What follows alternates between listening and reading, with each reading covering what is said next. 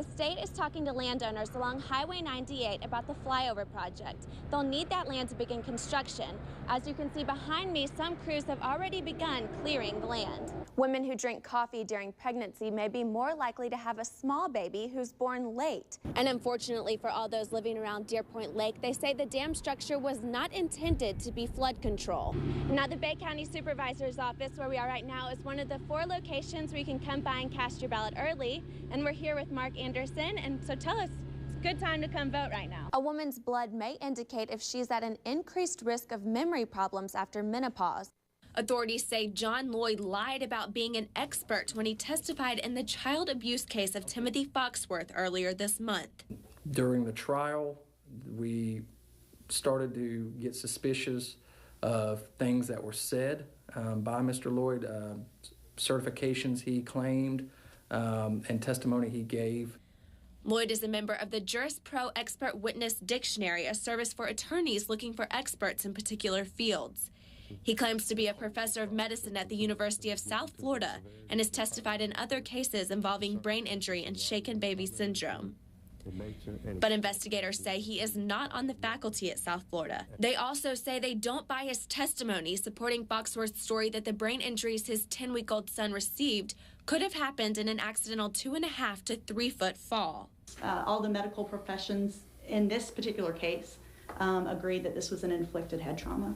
Authorities believe Lloyd's testimony may have helped convince jurors to find Foxworth guilty of child abuse, which carries a 5-year sentence instead of aggravated child abuse, which carries 30 years. So, yeah, absolutely it affected the length of time he most likely would have been sentenced to. Well, there's just no way to know exactly what the jury found without evidence and who considered it trustworthy and reliable. We think it did obviously have an impact on the outcome of the trial. If convicted of perjury, Lloyd could face up to 5 years in prison. In Panama City, Betsy Goldin, News Channel 7. Thousands of spring breakers come to Panama City Beach each year, many of them not yet 21 years old. Pat Robinson works as a bouncer at Newbies and says underage breakers are always trying to get inside. We see a lot of fake IDs all year round, all different states. We try to limit the amount of IDs that come in the beach. And we try to do a good job of it, but they still find a way to find somebody that's old enough to buy it for them. Robinson takes his job seriously, confiscating fake IDs he comes across and turning people away.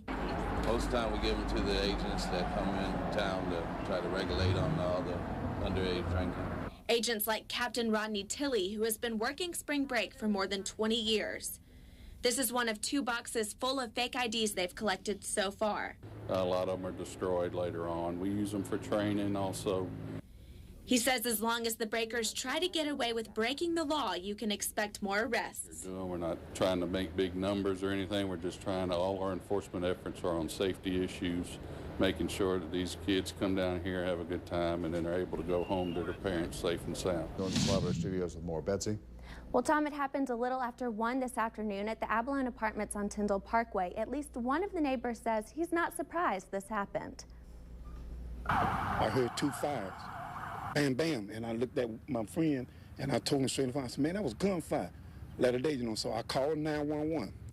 This man, who didn't want to be identified, lives a few doors down from apartment 221 where Friday's shooting occurred. He says it was just a matter of time before something bad would happen. Because all that hollering and screaming she was doing, we've been hearing that all day. Every day, 7 days a week, When Bay County Sheriff's deputies arrived, they found a woman inside suffering from a gunshot wound. Shots had been fired. Officers, as they approached the scene, they found one female victim with a gunshot wound to her right shoulder. It appeared to be had an entry and an exit wound. They say the woman had been arguing with her boyfriend, 26-year-old Paul Lambert. The pair reportedly began wrestling over a gun in the woman's purse. It accidentally fired, hitting Lambert in the forearm and the woman in the shoulder. Lambert then ran from the apartment. He was found about 30 minutes later in a nearby wooded area.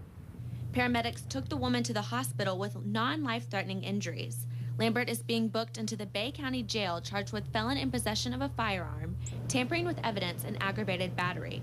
Investigators say Lambert and his girlfriend were staying in the apartment leased by a relative, 28-year-old Amber Criswell. Investigators are also charging her with evidence tampering.